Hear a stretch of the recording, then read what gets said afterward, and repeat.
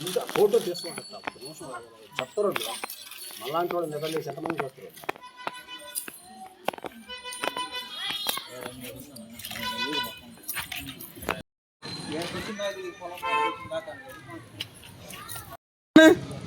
మాది ఆమన శ్రీవాడ గ్రామం, అనంతసాగర మండలం. నా పేరు గోగులు తిరుపాలు. మా వాళ్ళదే పొలం కొన్నానని చెప్పి ఆయన మాకు తెలియకుండానే ఏ విధంగా రిజిస్ట్రేషన్ చేసుకోవడం మాకు తెలియదు. ఎవరు పేరు? రోసిరెడ్డి, బుట్టిరెడ్డి రోసిరెడ్డి. నేను రిజిస్ట్రేషన్ చేసుకున్నాను. నాకు వేరే మీరు ఎవరికి అమ్మారు వాళ్ళ దగ్గర నేను కొన్నాను అంటున్నాడు. మేమేమంటున్నాం అంటే మేము ఎవరికి అమ్మినో వాళ్ళని తీసుకురా, వాళ్ళకి కానీ మేము నిజంగా అమ్ముంటే వాళ్ళని డాక్యుమెంట్ ఎత్తుకొని గ్రామంలో చూస్తారు. లేదు ఎస్ఐ గారే చూస్తారు, ఆర్ఐ గారే చూస్తారు, ఎంఆర్ఓ గారే చూస్తారు. ఎవరి దగ్గరైనా చూపించి అధికారికంగా మీరు అమ్మిమనరయ్యా వాళ్ళదేని పొలం అని చెప్పి నీ పొలం నువ్వు స్వాధీనం చేసుకోమను. ఆయన ఎక్కడ రిజిస్ట్రేషన్ చేసుకున్నారో ఏ విధంగా చేసుకోండి ఎవరికి తెలియదు. రెండోది మేము కొన్న పొలం కాదు, అది పితృరాజితం. ఇప్పుడు భూమి మీద ఉన్న వాళ్ళకి ఎవ్వరికీ తెలియదు ఆ పొలం ఏ విధంగా మా ఊళ్ళు సంపాదించరు అనేది. రెండోది ఇక్కడ మా ఊర్లో కాకినాడ వాళ్ళు పొలం కొన్నాం, యథేచ్ఛగా పొలం చేసుకుంటాం. ఒంగోలు నుంచి వచ్చి ఆరం సత్యనారాయణ రెడ్డి 200 ఎకరం కొనవాడు, ఆయన పని చేసుకుంటున్నాడు. బుచ్చి నుంచి కోట తిరుపాల రెడ్డి ఆయన పొలం కొన్నాడు, ఈ ఊళ్ళో చేసుకుంటున్నాడు. ఎంతమంది పరాయులు ఎక్కడెక్కడ ఈ జిల్లా కాదు, నెల్లూరు జిల్లా, తూర్పుగోదావరి జిల్లా, కాకినాడ నుంచి వచ్చి ఇక్కడ కొని వ్యవసాయం చేసుకుంటుంటే ఈ పక్క గ్రామం అనేది నిద్రలేస్తే నీకు నేను కనిపించాలా, నాకు నువ్వు కనిపించాలా? నువ్వు వచ్చి అక్రమంగా నాది పొలం అని చెప్పి ఇక్కడికి పేకు డాక్యుమెంట్లు సృష్టించి నువ్వు పొలం స్వాధీనం చేసుకోవాలంటే ఎట్లా వీలవుద్ది? ఎకరంగా మేము కానీ అమ్ముంటే ఇప్పుడు భూమి మీద ఉన్నోళ్ళు ఎవరు అమ్మలా, ఎవరికి తెలియదు అసలుకి.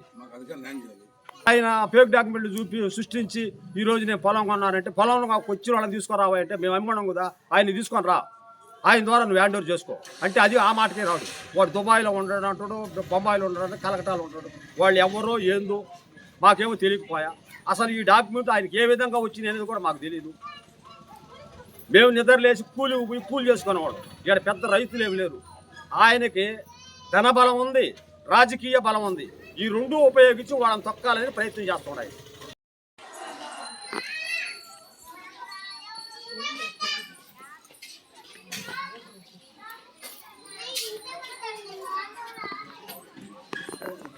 రెండు 2023లో పాస్బుక్ వస్తే 2023లో నుంచి 25లో 2023లో ఇంతకుముందు ఎంఆర్ఓ, సర్వేరు, ఈఆర్ఓ అందరు కలిపి 1,50,000 రూపాయలు అతని దగ్గర తీసుకొని నా నెంబర్లు 2 నెంబర్లు మార్చేసాను, ఒక నెంబర్ పెట్టిండ్రు. తర్వాత నా పాస్బుక్ ఇప్పుడు చూపించిన, నీ పాస్బుక్ రాలేదే. నేను నాకు ఎందుకు రాలేదు పాస్బుక్ అని అడిగితే మీరు ఒక అర్జీ ఇయ్యని. మొన్న రామనారాయణ గారు సార్ వచ్చిండు, ఆయనకి ఇచ్చినాం. ఇంతకుముందు అర్జీలు ఇచ్చినాం, ఆర్డీ మేడకి ఇచ్చినాం, ఎంఆర్ఓకి ఇచ్చినాం. లేస్తే కేసులు ఎంఆర్ఓ వాళ్ళు మాకు న్యాయం చేయట్లా, ఎస్ఐ వాళ్ళు వచ్చి మా మీద బెదిరిస్తున్నాడు. మాకు ఎవరు న్యాయం చేసేవాళ్ళు లేరు, మాకు పై నుంచి కూడా న్యాయం చేసేవాళ్ళు లేరు. దాన్ని బట్టి చంద్రబాబు నాయుడు గారు sir, Lokesh sir, Pawan Kalyan sir మీరందరూ కలిసి మా గ్రామంలో మొత్తానికి న్యాయం చేయాలి. నా పేరు అశోక్, మాది ఆమంచర్ల గ్రామం, ఆమంచర్ల గ్రామం, అనంతసాగర మండలం, ఆత్మకూరు డివిజన్. మాది 11 ఎకరాల 28 సెంట్లు 25 రైతులకు చెందిన భూమి ఇది. దాన్ని ఎవరో తెలియకుండా మాకు వచ్చిన వారసత్వ భూమి ఇదంతా. దీన్ని రోసిరెడ్డి అనే బుట్టిరెడ్డి రోసిరెడ్డి వాళ్ళ కొడుకు Mahesh Reddy alias mafia don, ration బియ్యం డాన్ మహేష్ రెడ్డి అందరికి ఐడియా ఉంటుంది. అతను బెదిరింపులకి తండ్రేమో భూ కబ్జా, కొడుకేమో రేషన్ బియ్యం మాఫియా చేస్తూ ఇలా మా పొట్టగుడి ఉన్న ఆస్తులను మొత్తాన్ని ఇలా చేస్తున్నాడు. మేము రిజిస్ట్రేషన్ చేయించుకొని ఎలాగ రిజిస్ట్రేషన్ చేయించుకున్నా మాకు తెలియడం లేదు. మా భూముల్ని 11 ఎకరాల 28 సెంట్లని 25 మంది రైతులు బాధపడతా ఉన్నారు అందరు కలిసి. ఎవరి దగ్గరికి వెళ్ళినా, ఎంఆర్ఓ దగ్గరికి వెళ్ళినా, ఆర్ఐ దగ్గరతో మాట్లాడినా కానీ, ఆర్డీఓ గారికి ఇచ్చాము అప్లికేషన్లు, కలెక్టరేట్లో ఇచ్చాము, గ్రీవెన్స్ డేలో. మొన్న ఆనం గారు వస్తే ఆనం గారికి ఇచ్చాము, కానీ ఎవరు కూడా మాకు స్పందన లేదు. ఏమన్నా అంటే పైన ఉన్నారు అంటున్నాడు మహేష్ రెడ్డి వాళ్ళ కొడుకు. ముఖ్యంగా ఫోన్లు చేసి బెదిరించడాలు, మాకు అందరికి ఫోన్లు చేయడం. మేమేమన్నా గట్టిగా మాట్లాడితే పోలీస్ స్టేషన్ నుంచి నాకు ఫోన్ చేపించాడు కూడా. 11:30 చేపించాడు సిఐ చేత. అంటే మేము నెల్లూరు ప్రెసిడెంట్ ఉండేది, మేము నెల్లూరు, అక్కడి నుంచి మాకు 2 టౌన్ సిఐ చేత 11:30 ఫోన్ చేపించాడు నాకు నైటు ఇంటి దగ్గరికి వచ్చి. అంత ఆవేదనగా ఉంది. అప్పటి నుంచి ఇప్పుడు మనశ్శాంతి లేదు మాకు. ఇది మేమేం కొనింది కాదు, మా వారసత్వం భూమి ఇదంతా. ఎవరు కూడా ఇక్కడ ఉండే రైతులు, పొజిషన్లో ఉండే రైతులు అందరూ వారసత్వ భూమి, ఒక్కరు కూడా కొనింది కాదు. అంతా తాతలు ముత్తాతలు మొత్తం వాళ్ళు ఇచ్చిన వారసత్వం భూమే తప్ప ఎవరు కొనింది కాదు. ఇది పేర్లన్నీ మా దగ్గరే ఉన్నాయి, పేర్లు మొత్తం A to Z మా పేరు మీద ఉన్నాయి.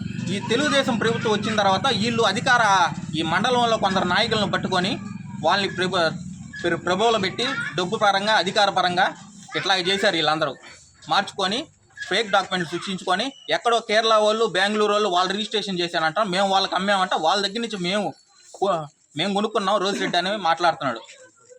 ఆల్రెడీ వాళ్ళు రిజిస్ట్రేషన్, వాళ్ళ భూమి ఉంది, అతనికి 70 ఎకరాలు ఉంది ఆల్రెడీ. దాంట్లో కొనింది సగం కూడా కొనుండరు. ఆల్రెడీ మొత్తం ఆక్రమించుకొని శివాయి మొత్తాన్ని మొత్తం మా నిమ్మ చెట్లు వేసినాడు.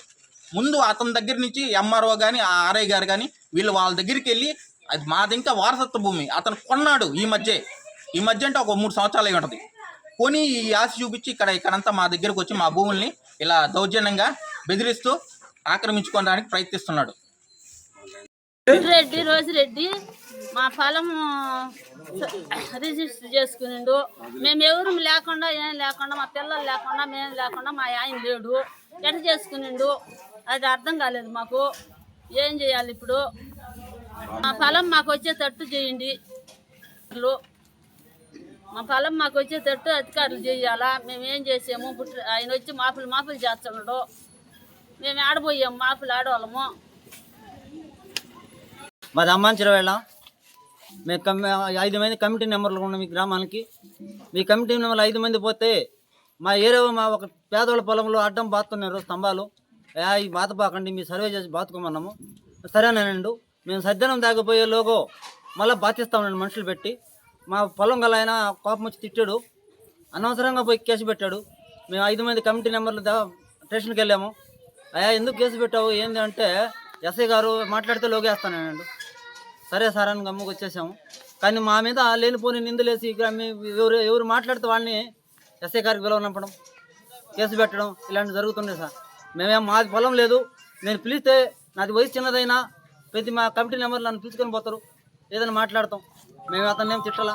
నీ పొలం ఎక్కడుందా, నువ్వు సర్వే చేసుకొని బండలు వేసుకోను, వేరే వాళ్ళ పేదవాళ్ళ పొలం లేకపోతే అడ్డం స్తంభాలు పాతున్నాను. అక్కడ పోయి మాట్లాడిన దాన్ని నన్ను కేసు పెట్టారు సార్.